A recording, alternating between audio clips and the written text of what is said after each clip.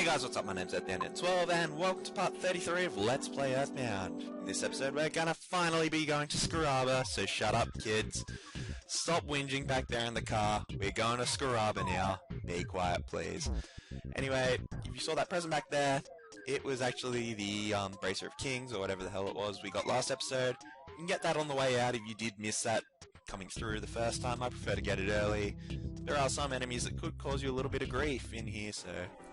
and green swirly thingy, and instant win. If you can find these guys on their own, I actually advise taking them on, because it's pretty easy to get them from behind, and makes some pretty good experience doing that, so it's a good place to grind, much like the Foppies back in Belcher's factory.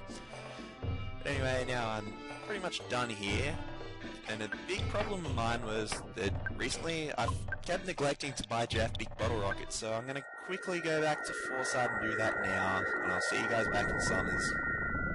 Okay, now that we have returned to Summers, just one thing, quick thing I want to point out.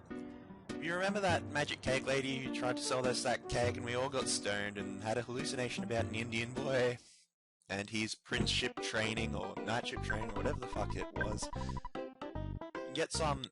You can indulge in a magic tart for a low price of $20. That is quite a good price for a prostitute, I might add. Just, you know, use protection, guys. I don't really want anyone getting an STD. I kid, of course. The magic tart covers about 20 pp. It's about the same usefulness as a magic butterfly.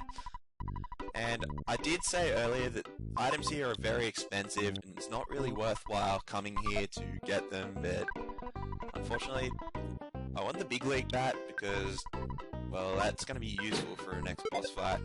I was a bit worried about doing that when I was recording it, and you can't get lucky coins for cheaper anywhere else. Pretty much every other armor upgrade we're going to worry about when I get to Scaraba, so don't worry about it till now. Don't worry about it for now, guys, if you are playing along and you do wish to get some armor upgrades. I mean, it's not going to be the end of the world, I just wanted to get a bit more attack power and Ness, because we're going to be fighting a reasonably difficult boss today. It could be really difficult or really easy, but we'll get into that when we actually fight him. That's pretty much it for the item buying, and we're just going to continue down this little road. It does really remind me sometimes of, like, my childhood and that, just going to the beach and all that. The beach is great. I just got to say that. Anyway, I keep doing that, just that stupid bird keeps getting in the way. And there's that Mexican down there, I don't really know what he's doing down there. I don't know, talk to him. But now that we are going to finally go to Scaraba, you remember that guy on the boat? That's who we're going to go talk to today. And he's going to send us down there. Also make sure you have money. Jesus Christ. Didn't I tell you to piss off last episode, you stupid photo creep?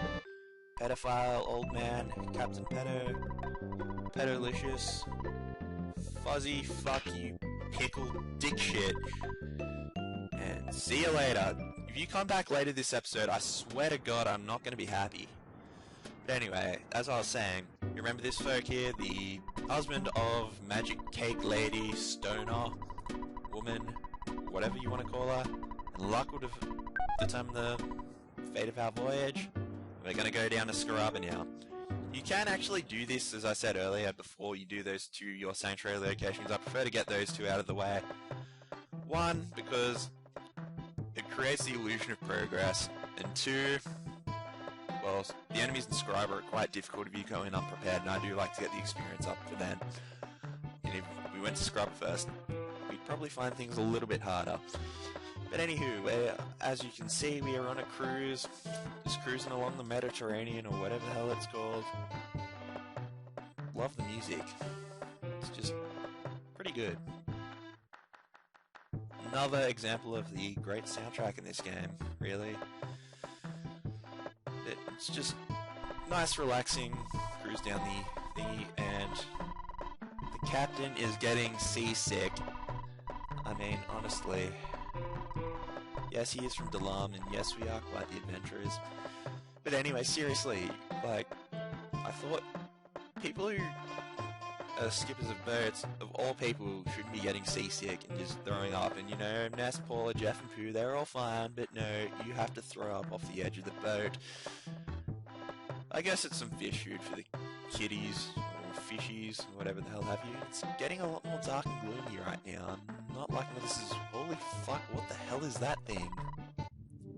This is the Kraken that they all talk about. Again, pretty straightforward boss.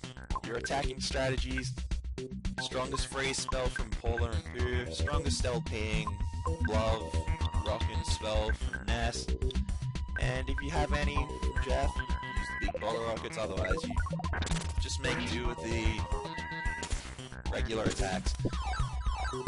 This thing can either be very, very easy, like you'll see here, or very, very hard. You can use a whole lot of attacks like tornadoes, throwing fire at you, and they can easily kill most of your characters, save maybe Ness in one hit.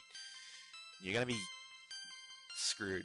It's actually my second take of doing this. I got a bit unlucky, but you know, the battle is a little bit harder than I made it out to be, but if you come prepared, you shouldn't have too much difficulty at all. I think it was really the big bottle rocket that made the difference there. The guy's like, oh yeah, I helped too, I threw a slipper at it, but another thing about how these people are pussies, like seriously, well, we're coming into the purple waters into Scaraba now, but what is weird about the Kraken thing? We took it out in one round of hit, one turn, and they're just carrying on about, the Kraken is gonna kill us all. We are all horribly, horribly screwed. But anyway, that's pretty much it here. We talked to this guy up here. He's gonna discuss something. Well, he's sitting up on the roof as a hobby, and Dungeon Man. I think I've heard that name. Must have lost the key somewhere. Should probably find that. We'll probably do that next episode. A science shop. Dollars are acceptable, eh? I never knew of any other currency. I've never been to a place where they don't accept dollars of some form or other. Here you can just get some crap. I'm just looking for the armor joint. I couldn't remember where it was at the time of the recording. I will know where it is next time, so I know where it is now. Bloke down in that bottom left corner there. Talk to him, he'll give you your armors and stuff. I'm gonna shut up for a second because I never gave you the chance to listen to the music.